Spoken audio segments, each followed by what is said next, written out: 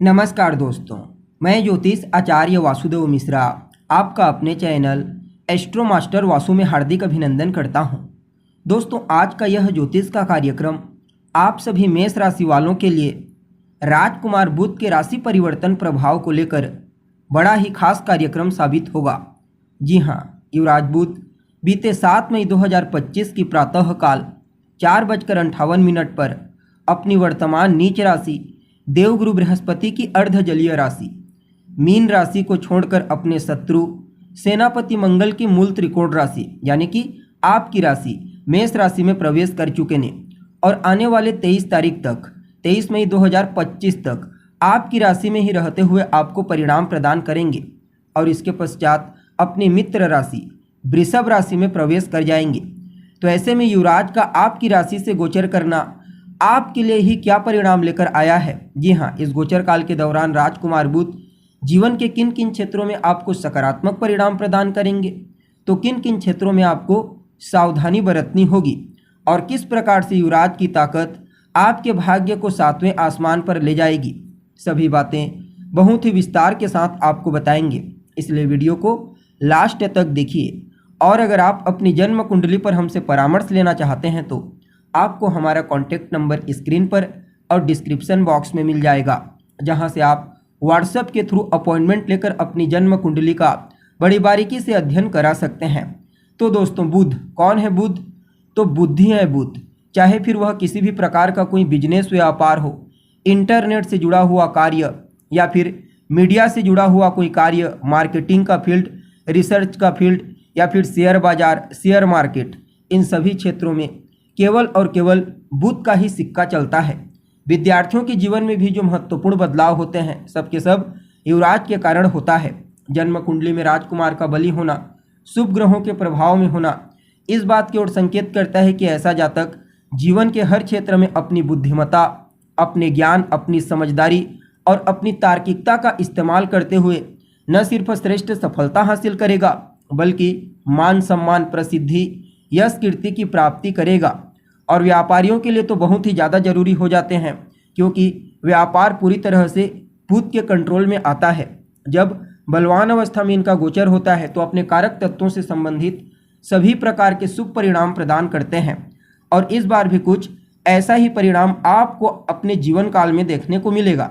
खास करके आपके व्यक्तित्व विकास के लिए, आपकी पर्सनैलिटी विकास के लिए युवराज का यह परिवर्तन बड़ा ही श्रेष्ठ साबित होगा, क्योंकि बुध आपके पहले घर से राशि परिवर्तन किए हैं।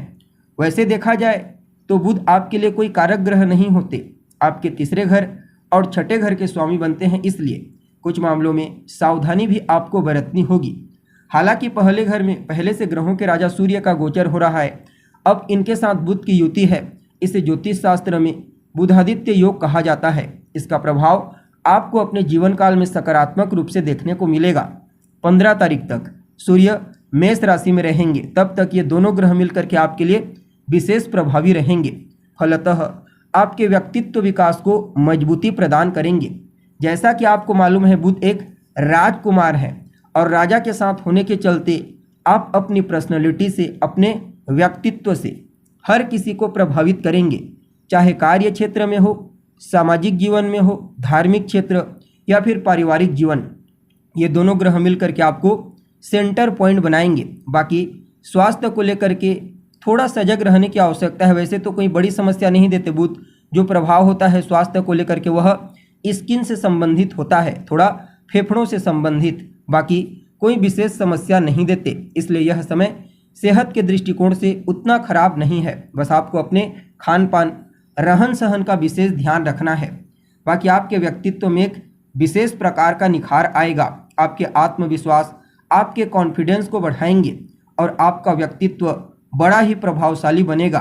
बाकी आप अपनी वाणी, अपनी वाक शक्ति से भी कई प्रकार से लाभ की स्थिति निर्मित करते हुए नजर आएंगे। इस समय आपके कॉन्फिडेंस को बढ़ाएंगे, जिसके चलते आप अपने सभी प्रकार के विचारों को लोगों के सामने बड़ी सहजता के साथ प्रेजेंट कर पाने में कामयाब होंगे। किसी भी प्रकार से कोई कठिनाई महसूस नहीं होगी। यह समय आपके लिए विशेष रहने वाला है, क्योंकि जब आपकी छवि में निखार आएगा, आपकी पर्सनैलिटी ग्रोथ होने लगेगा, तो कहीं ना कहीं आपके ऊपर भी अन्य का फोकस बढ़ने वाला है। इस समयावधि में लाइमलाइट में होने की वजह से हर क्षेत्र में कुछ नए लोगों से आपको जुड़ने का मौका मिलेगा। सामाजिक क्षेत्र में आपका विशेष योगदान देखने को मिलेगा और सामाजिक क्षेत्र में जब आपका विशेष योगदान होगा तो वहाँ पर भी कुछ नए लोगों से आपकी जान पहचान बढ़ेगी, आपका वर्चस्व बढ़ेगा और आपकी विश्वसनीयता में भी काफ़ी हद तक ये दोनों ग्रह मिल करके विकास करने का कार्य करेंगे। बाकी धन संबंधित मामलों में भी आपको काफ़ी हद तक राहत की प्राप्ति होगी। आप अपने प्रभावशाली वाणी की वजह से जीवन काल में धन की स्थिति को मजबूती प्रदान करेंगे।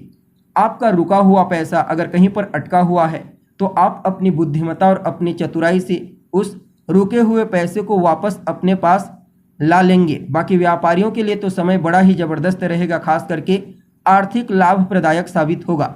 चाहे फिर किसी भी प्रकार का कोई भी व्यापार क्यों ना हो, राजकुमार और राजा ये दोनों ग्रह मिलकर के आपको ज़बरदस्त आर्थिक लाभ प्रदान करेंगे। और जैसा कि मैंने आपको कहा, धन को लेकर के कहीं कोई समस्या दिखाई नहीं पड़ रही है, धन आगमन को लेकर के हो या फिर धन संचयन को लेकर के।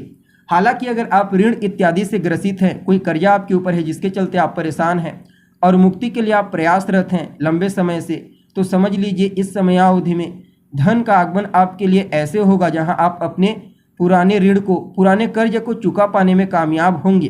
भले ही धन का संचयन बड़ी मात्रा में ना हो, लेकिन धन आगमन के कुछ नए स्रोत आपके पुराने कर्जों को दूर करने में आपके लिए विशेष सहयोगी साबित होंगे। बाकी आपको अपने खर्चों पर भी थोड़ा नियंत्रण रखने की आवश्यकता है। इस गोचर काल के दौरान दो क्षेत्रों में आपका विशेष फोकस होना चाहिए धन को लेकर के। एक तो अगर आपके ऊपर कोई कर्जा है, ऋण है, तो उसे चुकाने के लिए आप प्रयास कीजिए और दूसरा इन्वेस्टमेंट कीजिए। जी हाँ, अगर आपको कहीं पर भी कोई अच्छा निवेश करने का मौका मिलता है तो आप जानकार की सलाह लेकर, अनुभवी लोगों की सलाह लेकर के निवेश कर सकते हैं। आपको अवश्य फ्यूचर में लाभ प्राप्त होगा।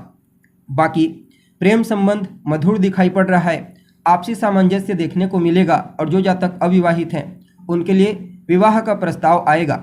हालांकि वैवाहिक जीवन में थोड़ी बहुत वैचारिक मतभेद हो सकती है, लेकिन अगर आप अपनी बुद्धिमत्ता और अपनी तार्किकता का इस्तेमाल करते हैं तो फिर कोई बड़ी समस्या नहीं होगी। बाकी कार्य क्षेत्र में आपके नेतृत्व करने की क्षमता बढ़ेगी। आपके जो विरोधी हैं, आपके प्रतिद्वंदी इस समय आपके बिना कुछ किए ही परास्त हो जाएंगे। या फिर आप यूँ समझ लीजिए कि अगर कहीं कोई नुकसान पहुंचाने की कोशिश करते हैं आपके विरोधी, तो उल्टा उन्हें ही नुकसान होगा, आपका कुछ बिगाड़ नहीं पाएंगे। बाकी वरिष्ठ अधिकारियों का सहयोग आपको प्राप्त होगा, उनके द्वारा आपके कार्यों की सराहना की जाएगी।